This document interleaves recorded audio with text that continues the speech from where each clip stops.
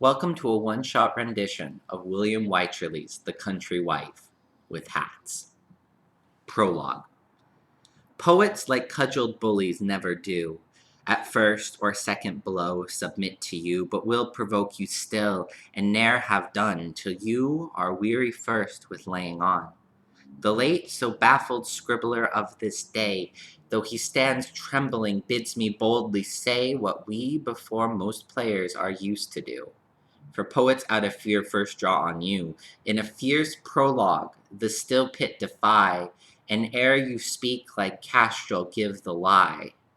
But though our basses, balses, it's in italics, can't tell, battles oft I've fought, and with bruised knuckles their dear conquests bought. Nay, never yet feared odds upon the stage, in prologue dare not hector with the age, but would take quarter from your saving hands, though, it's the word again, buys, booze? Not booze. Within all yielding countermands. Says you confederate wits no quarter give, therefore his play shan't ask your leave to live. Well, let the vain rash fop by buffing so think to obtain the better terms of you, but we the actors humbly will submit, now and at any time, to a full pit. Nay, often we anticipate your rage, and murder poets for you on our stage. We set no guards upon our tiring room, but when with flying colors there you come, we patiently you see, give up to you, our poets, virgins, nay, our matrons too. Act 1, Scene 1. Enter Horner and Quack, following him at a distance.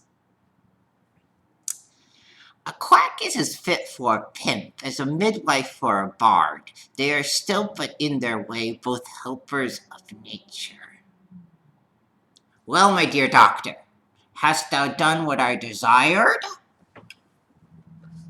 I have undone forever with the women, and reported you throughout the whole town as bad as a eunuch, with as much trouble as I had made you one in earnest.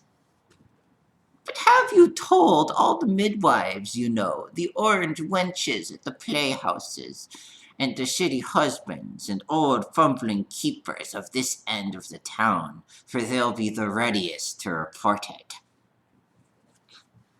I have told all the chambermaids, waiting women, tire women, and old women of my acquaintance, nay, and whispered it as a secret to them, and to the whisperers of Whitehall, so that you need not doubt 'twill spread, and you will be as odious to the handsome young women as the smallpox.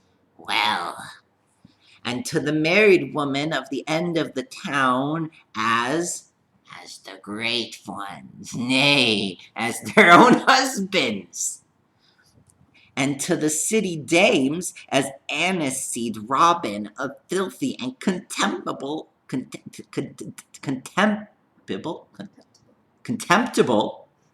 I'm told, memory, and they will frighten their children with your name, especially their females, and cry, "Horner's coming to carry you away. I am only afraid 'twill not be believed.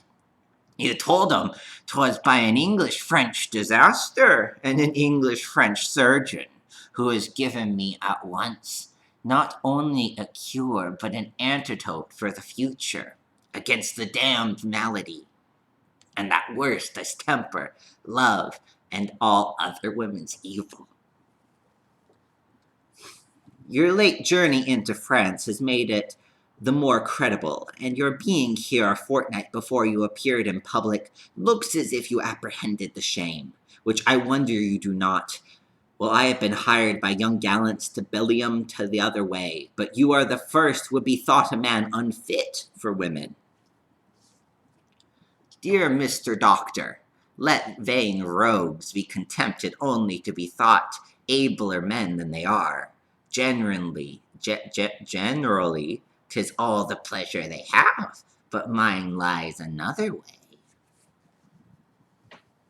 You take, methinks, a very preposterous way to it, and as ridiculous as if we operators in physic should put forth bills to disparage our medicaments. Medicaments? That must mean medicines, right? Do you think? Probably medicines. But it's spelled medicaments. With hopes to gain customers. Doctor, there are quacks in love as well as Doctor, there are quacks in love as well as physic, who get but the fewer and worse patients for their boasting. A good name is seldom got by giving it oneself, and women no more than honor are compassed by bragging. Come, doctor, the wisest lawyer never discovers the merits of his cause till the trial. The wealthiest man conceals his riches, and the cunning gamester his play. The shy husbands and keepers, like old rooks, are not to be cheated but by a new unpracticed trick. False friendship will pass now no more than false dice upon 'em. No, not in the city. Enter boy.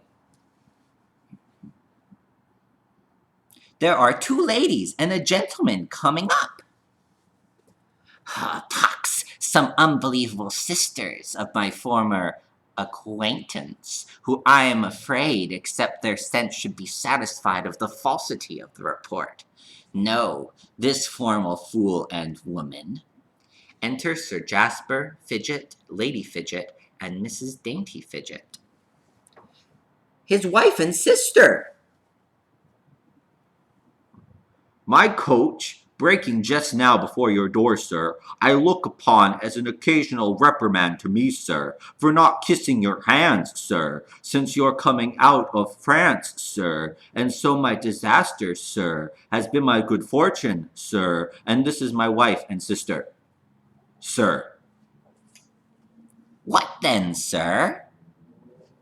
My lady and my sister, sir, wife. This is Master Horner. Master Horner? Ow, ow. Master Horner? Husband! My lady Fidget, sir. So, sir. Wouldn't you be acquainted with her, sir? So the report is true, I find by his coldness or aversion to the sex, but I'll play the wag with him. Pray salute my wife, my lady, sir. I will kiss no man's wife, sir. For him, sir, I have taken my eternal leave, sir, of the sex already, sir. Ha ha ha! I'll plague him yet. No, that was supposed to be an aside. I apologize. I'm gonna try that again, friends. Ha ha ha. I'll plague him yet. Not know my wife, sir.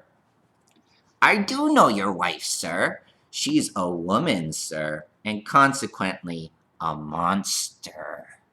Sir, a greater monster than a husband, sir. A husband how, sir? So sure, sir, sir, but I make no more cuckolds, sir. Because then he makes horns, because cuckolding is supposed to make you horned. It's jealousy. Ha ha ha! Mercury. Mercury. Pray, Sir Jasper, let us be gone with this rude fellow.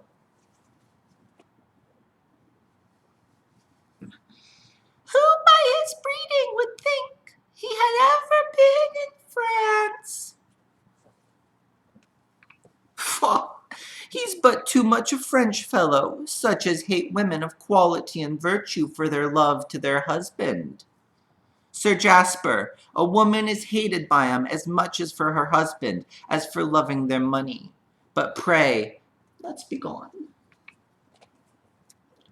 You do well, madam, for I have nothing that you came for. I have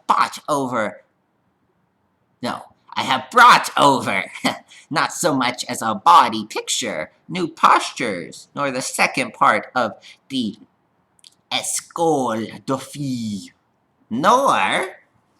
Hold for shame, sir. Sir, what do you mean? You'll ruin yourself forever with the sex.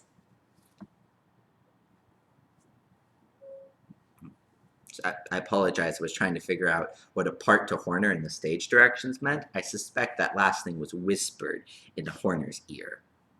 Horner, I have to imagine, has to come from horn, from the cuckoldry, and possibly also a sexual connotation that I'm not sure existed in the 1600s. So that's something to think about or to research if you have the gumption. Ha ha ha! He hates women perfectly, I find. What pity 'tis he No, not at all. What pity 'tis he should. Aye, he's been a rude fellow for't, but affection makes not a woman more odious to them than virtue. Because your virtue is most affection, madame. How you savvy fellow. Saucy. Saucy. How you saucy fellow would you wrong my honor? If I could. How do you mean, sir? Ha ha ha! No, he can't wrong your lady's honor. Upon my honor, he poor man, hark you in your eat. Hark you in your eat? I wonder what that means. No. Hark you in your heat, a mere eunuch. Oh, filthy French beast! Faugh, faugh! Why do we stay? Let's be gone. I can't endure the sight of him. Stay, but till the chairs come, they'll be here presently. No. Nor can I stay longer. 'Tis, let me see, a quarter and a half quarter of a minute past 11. The council will be sat. I must away. Business must be preferred always before love and ceremony with the wise Mr. Horner. And one can only imagine that's the longest he's gone without saying the word sir. And the impotent Sir Jasper. Sparkish. Oh no, that's a mistake on my part. Oh. Yeah. Go on. Yes, the glasses aren't coming. Sparkish doesn't show up for a while yet. Sorry. It's okay. Aye, the impotent Master Horner. What leaves us with the filthy man alone in his lodgings? He's an innocent man now, you know. Pray stay, I'll hasten the Clares to you. Mr. Horner, your servant should be glad to see you at my home. Pray, come and dine with me, and play at cards with me. No, and play at cards with my wife after dinner. You are sit for women at the game. Yes, ha ha. 'Tis as much a husband's prudence to provide innocent diversion for a wife as to hinder her unlawful pleasure, and he had better employ her than let her employ herself. Farewell! Exit Sir Jasper, Harry Horner. That's not good.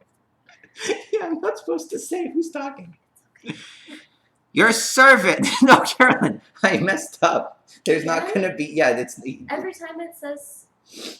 Okay. every time someone mentions someone's name, that doesn't mean they're appearing. It's Sir Jasper. We would edit this out, but it is a one-shot take, so whatever happens, happens. Your servant, Sir Jasper. I will not stay with him. Faugh. Nay, madame, I beseech you stay, if it be but to see. I can be as civil to ladies yet as they would desire. No, no, Faw, you cannot be civil to ladies. You are as civil as ladies would desire.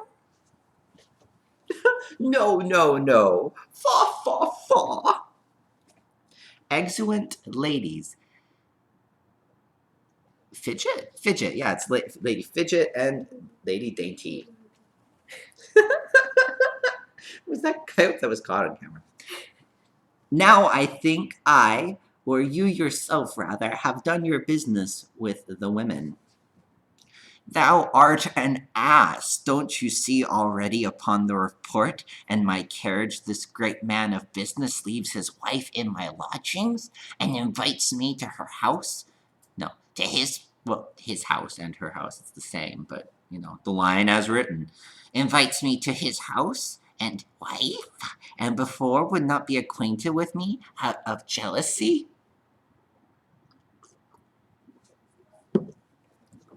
Nay, by this means you must be the more acquainted with the husbands, but the less with the wives. Let me alone. If I can but abuse the husbands, I'll soon disabuse the wives. Stay, I'll reckon you up the advantages I am like to have by my stratagem. First, I shall be rid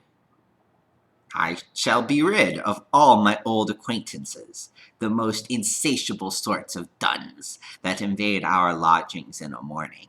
And next, to the pleasure of making a new mistress, is that of being rid of an old one, and of all old debts. Love, when it comes to be so, is paid the most unwillingly. Well, you may be so rid of your old acquaintances, but how will you get any new ones? Doctor, thou wilt never make a good chemist. Thou art so incredulous and impatient. Ask, but all the old fellows of the town, if they do not lose more time like huntsmen in starting the game than in running it down. One knows not where to find 'em, who will or will not. Women of quality are so civil, you can hardly distinguish love from good breeding, and a man is often mistaken, but now I can be sure. She that shows an aversion to me loves the sport, as those women that are gone whom I warrant to be right. And then the next thing is your women of honor, as you call 'em, are only chary of their reputations, not their persons. And the typing is probably being recorded. Don't be sad. Happy. And 'tis scandal they should avoid, not men. Now may I have, by the reputation of an eunuch, the privileges of one, and be seen in a lady's chamber in a morning as early as her husband. Kiss virgins before their parents or lovers, and maybe, in short, the partout of the town, now, doctor. Nay, now you shall be the doctor, and your process is so new that we do not know, but it may succeed. Not so new neither. Probatum est doctor. Well, I wish you luck and many patience whilst I go to mine. Exit Quack. Enter Harcourt and Dorillant to Horner.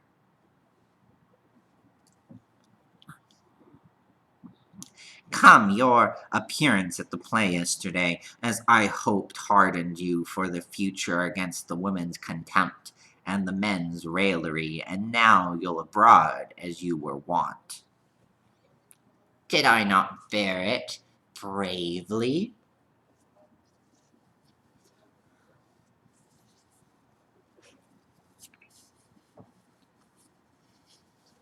Cute. With the most theatrical imprudence, nay more than the orange wrenches show there, or a drunken vizard mask, or great-bellied actress, nay, or the most imprudent of creatures, and ill poet, or what is yet more imprudent, a second-hand critic. But what say the ladies? Have they got no pity? What ladies? The vizard masks, you know, never pity a man when all's gone, though in their service. And for the women in the box?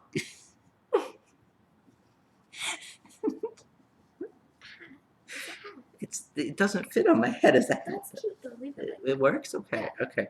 And for the women in their boxes, you never pity them when 'twas in your power. They say 'tis pity, but all that deal with common women should be served so. Nay, I dare answer, they won't admit you to a play at cards with them. Go to plays with them, or do the little duties which other shadows of men are wont to do for 'em. Who do you call shadows of men? Half men. What boys? Aye, your old boys, old beaux garçons, who like superannuated stallions are stuffered to run, feed, and whinny with the mares. Whinny with the mares, not the maces. As long as they live, though they can do nothing else. Well, a pox on love and wenching. Women serve but to keep a man from better company. Though I can't enjoy them, I shall you the more. Good fellowship and friendship are lasting, rational, and manly pleasures. For all that give me some of those pleasures you call ephemerate too, they help to relish one another. They disturb one another. No, mistresses are like books. If you pore upon them too much, they doze you and make you unfit for company. But if used discreetly, you are the fitter for conversation by them. It's really hard to breathe. That's on your nose. It has a smell. I can't breathe. Oh no, it's a ribbon.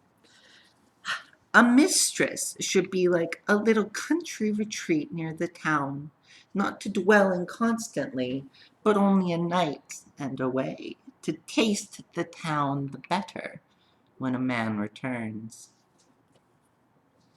I tell you, 'tis as hard to be a good fellow, a good friend, and a lover of women, as 'tis to be a good fellow, a good friend, and a lover of money. You cannot follow both and choose your side. Wine gives you liberty. Love takes it away. Glad he's in the right on it. Wine gives you joy. Love, grief, and tortures. Besides the surgeon's wine. It's spelt CH from the French, so it's spelled chirurgiones. I'm going to just pronounce it surgeons though. Besides, the surgeon's wine makes us witty. Love only sots. Wine makes us sleep. Love breaks it. By the world, he has reason, Harcourt. Wine makes. Aye, wine makes us princesses. Nope, makes us princes, makes us beggars, poor rogues, egad, and wine. So, there's one converted. No, no, love and wine, oil and vinegar.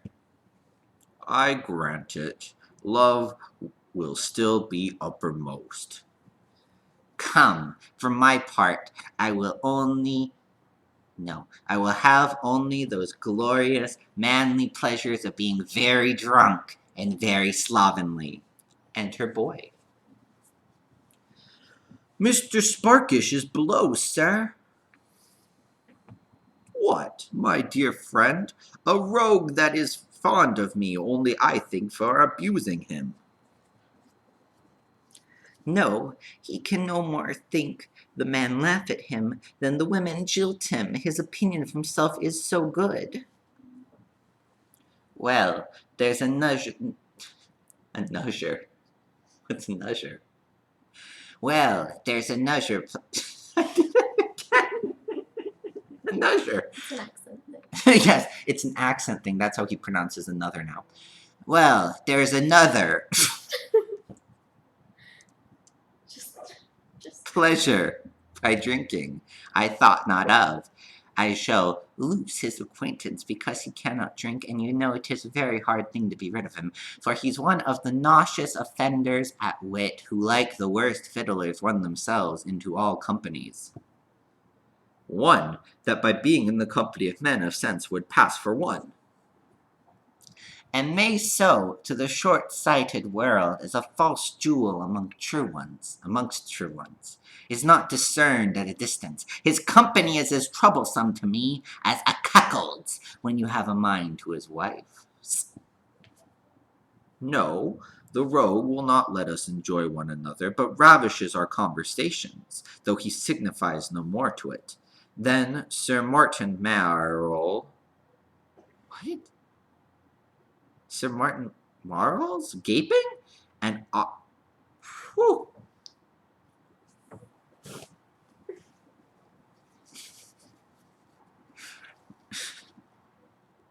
An awkward thrumming upon the lute does to his man's voice, and music. And to pass for a wit in town shows himself a fool every night to us that are guilty of the plot.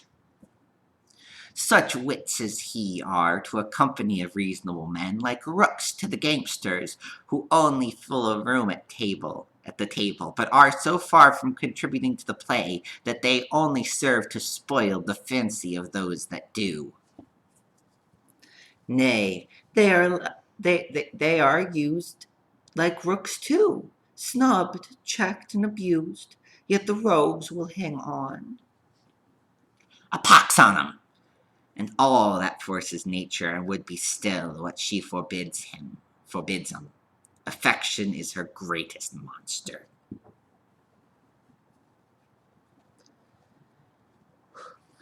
Most men are the contraries to that they would seem. You bully, you see, is a coward with a long sword. The little humbly fawning physics with his ebony cane, as he that destroys men. The usurper, a poor rogue possessed of moldy bonds and mortgages, and we they call super thrifts. spendthrift. And we they call spendthrifts, are only wealthy who lay out his money upon daily new purchases of pleasure. I, your errantist cheat, is your trustee or executioner, your jealous man, the greatest cuckold, your churchman, the greatest atheist, and your noisy pert rogue of a wife, the greatest fop, dullest ass, and worst company as you shall see, for here he comes. Enters Sparkish to them. How is it, Sparks? How is it? Well, faith, Harry, I must rarely thee a little, ha, upon the reporting in town of thee, ha, I can hold ye faith, shall I speak? Yes, but yours be so bitter then. Honest, Dick and Franz, here shall answer for me. I will not be extreme bitter by the universe. We will be bound in 10,000 pound bond. He shall not be bitter at all.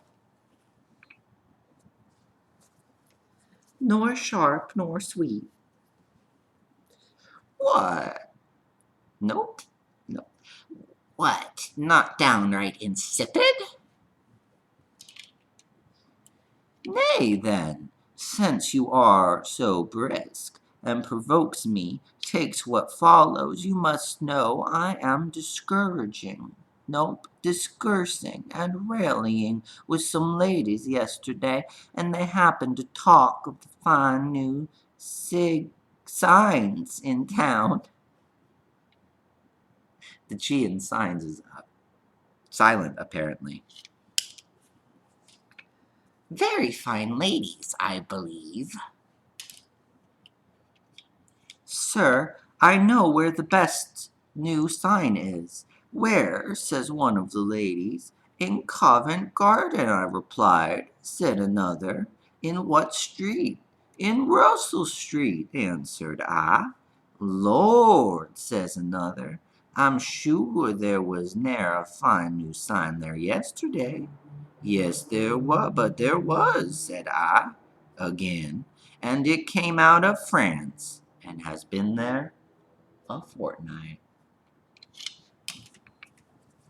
A pox, I can hear no more, prithee.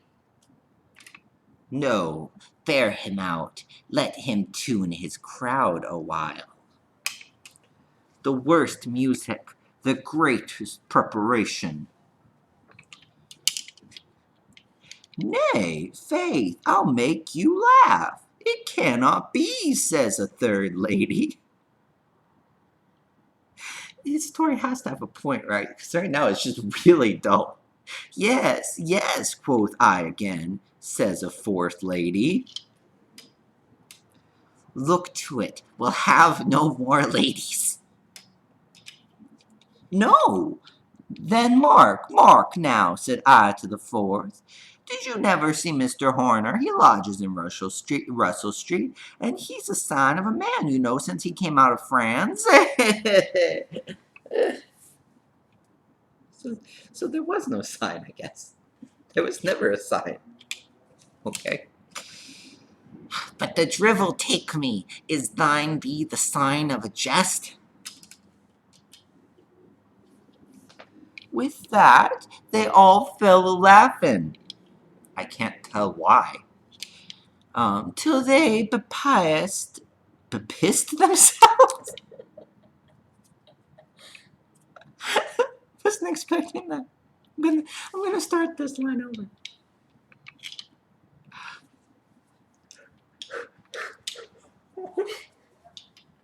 I can't read through your sunglasses. Art. With that, they all fell a-laughing till they bepissed themselves. What? But it does not move you, methinks. Well, see, one head good has got to go to law without a witness, as break a jest without a laughter. On one side, come, Sparks, but where do we dine? I have left at Whitehead and Earl to dine with you. Why, I thought that thou hadst loved a man with a title better than a suit with a French trimming to it. Go to him again. No, sir, a wit to me is the greatest title in the world. But go dine with your Earl, sir. He may be expectious. Exceptious. We are your friends, and will not take it ill to be left, I do assure you. Nay, faith, go shall he go, fine shall he, fam. Try again. I'm gonna try that again. Nay, faith, he shall go to him. Nay, pray, gentlemen. We'll thrust you out if you want it. Will not. What disappoint anybody for us? She doesn't have a southern accent. That's him. I'll try that. I'll try to go. We'll thrust you out if you won't. You disappoint anybody. Just move on. We'll thrust you out if you won't. What disappoint any body for us?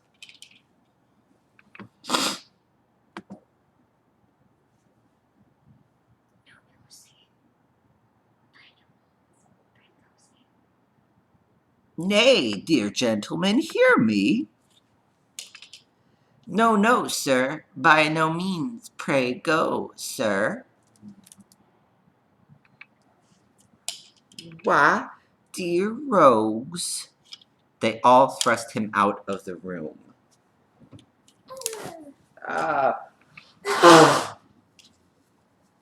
That's the sound of the closing door, actually. Oh, no, that is. Well, that was the dullest man I've ever met. That wasn't a line, that was my commentary. If I'm not wearing any costume, it's probably commentary, which is probably something you should say more than half an hour in. All of the two of you watching. Hi, Dad. No, no. All of them together. Oh! He's back. I need the glasses back. God help us. But, Sparks, pray hear me. What do you think I'll eat then, with gay swallow-fops and silent coxcombs? I think will't as necessary as dinner, as a plate at dinner, necessary at dinner as a glass of good wine, and that's the reason I never have any stomach when I eat alone. Come, but where do we dine? Even where you will. At Chatelain's? Yes, if you will. At the Cock? Or at the Cock. Yes, if you please. Or at the... Crap. Or at the Dog and Partridge? Aye, if you have mind to it, for we shall dine at neither. Pshaw! With your fooling, we shall loose the new play, and I would no more miss seeing the new play the first day than I would miss setting in the Wit's Row. Therefore, I'll go, fetch my mistress, and away.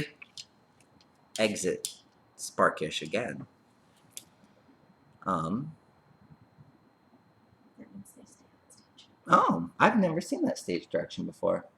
Manet, Horner, Harcourt, and Dorilant, which means they're going to say, enter to them Mr. Pitchwife. Yes, there's Pitchwife. Gentlemen, your humble... Nope. Who have we here? Nope. Who have we here? Pinchwife? Gentlemen, your humble servant. Well, Jack, by thy long absence from the town, the grumness of thy countenance, and the slovenliness of thy habit, I should give thee joy, should I not, of marriage? Death. Does he know I'm married to? I thought to have concealed it from him, at least. My long stay at the country will excuse my dress, and I have a suit of law that brings me up to town, that puts me out of humor. Besides, I must give Sparkish tomorrow £5,000 to lie with my sister. You know, this is one of those times when I really wish we had a scholarly edition with us with like a note to explain. Like, does he mean he's pimping out his sister? Sounds like It does sound like that. Nay, you country gentlemen. Nay, you country gentlemen, rather than not purchase, will buy anything, and he is a cracked title if we may quibble. Well, but am I to give thee joy, not keys, give thee joy? I heard thou wert married. What then? Why, the next thing that is to be heard is thou art a cuckold. Insupportable name. Nope, that was an aside. insupportable name. But I did not expect the marriage from such a whoremaster as you, one that knew the town so well, and women so well. Definitely pimping out his sister. Why, I have married no London wife.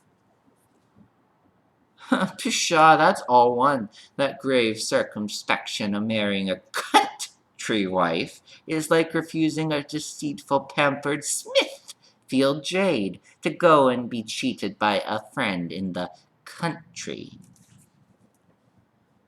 A pox on him and his simile. At least we are a little surer of the breed there, know what her keeping has been, whether foiled or unsound. Come, come, I have known a clap gotten in Wales, and there are cousins, justices, clerks, and chaplains in the country. I won't say couchmen, but she's handsome and young. I'll answer as I should do. No, no, she has no beauty but her youth, no attraction but her modesty, wholesome, homely, and huswifely. Huswifely? House? See, it sounds like a combination of housewifely and hussy, but I can't imagine the other word hussy. That's all. He talks as like a grassier as he looks. Oh no, I've lost my page. She's too awkward, ill-favored, and silly to bring to town. Then methinks you should bring her to be taught breeding. To be taught? No, sir, I thank you, good wives, and private soldiers should be ignorant. I'll keep her from your instructions, I warrant you.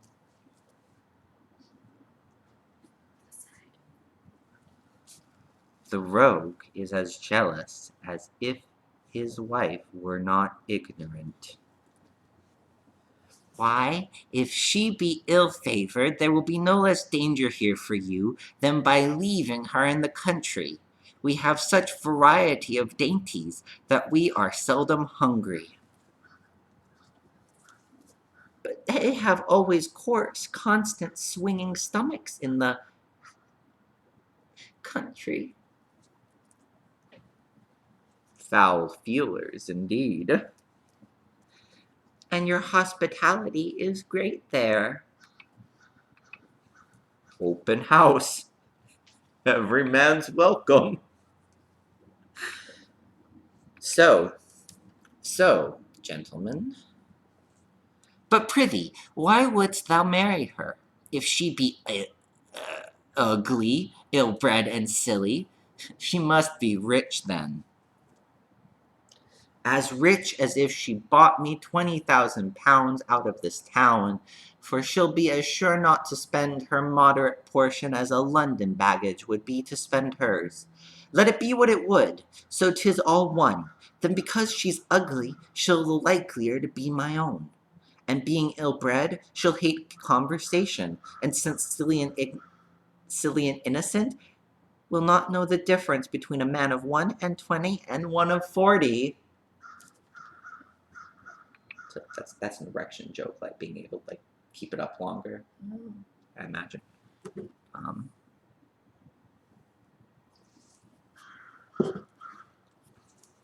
9, to my knowledge.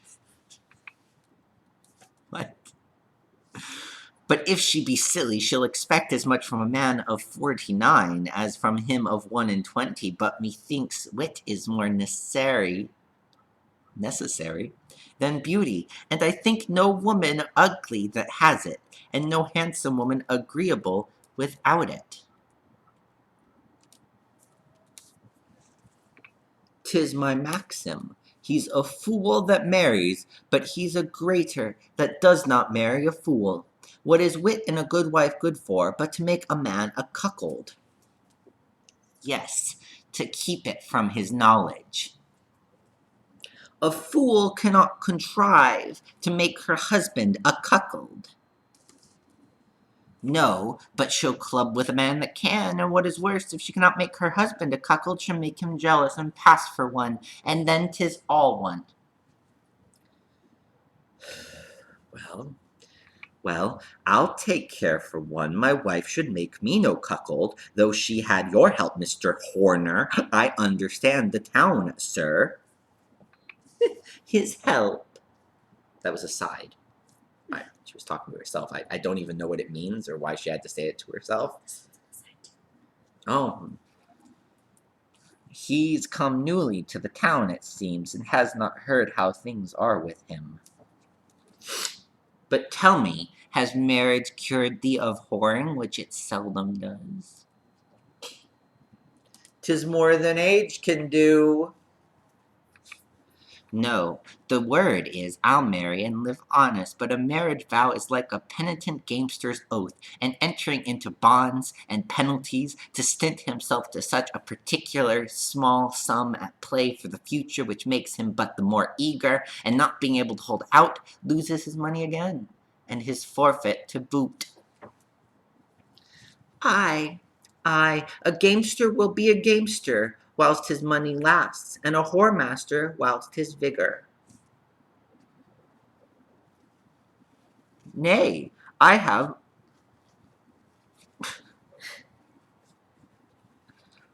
known 'em, when they are broke and can lose no more, keep a fumbling with the box in their hands to fool with only, and hinder other gamesters,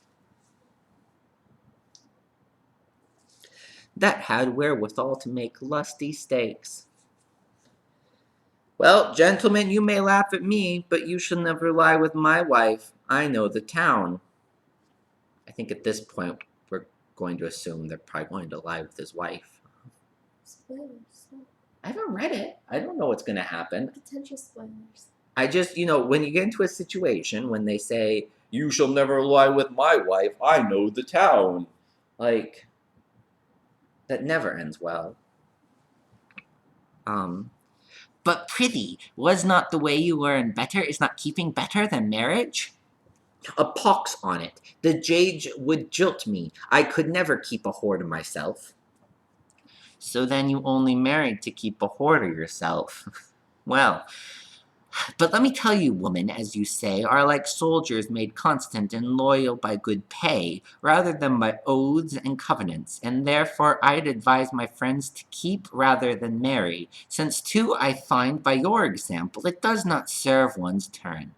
For I saw you yesterday in the 18-penny place with a pretty country wench. How the devil did he see my wife then? I sat there that she might not be seen, but she shall never go to a play again.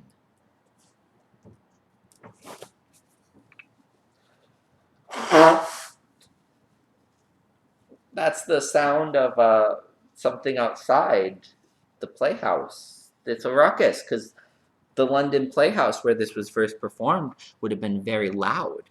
And that's difficult, I think, to imagine for us, how loud it was. Oh, that's kind of dark. Story. I like that. Let's stay with that. All right. Better to see the hats. Yeah, for all one of the people still with us. Probably not my dad. I think Lydia will stick it out. Yeah, she might. Hi, Lydia. Hey, special call outs. Do we have any other? Let's Sylvia, see. Maybe. What, dost thou blush at 9 and 20 for having been seen with a wench?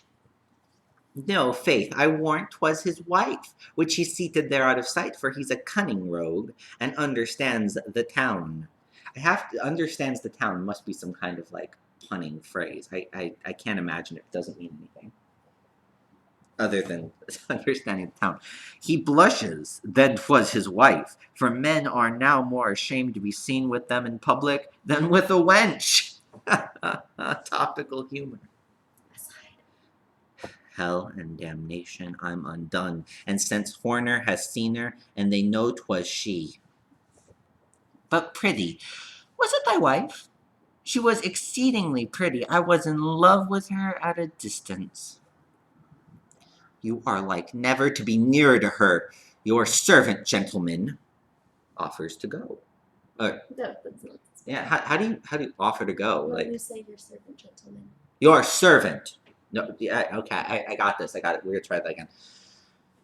You are like never to be nearer to her. Your servant, gentleman. Nay, prithee, stay. I cannot. I will not.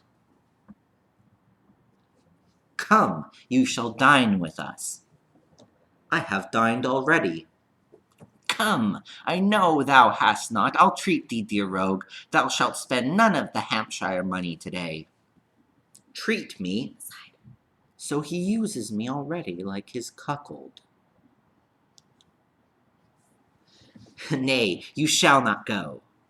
I must. I have business at home. Exit Pinchwife.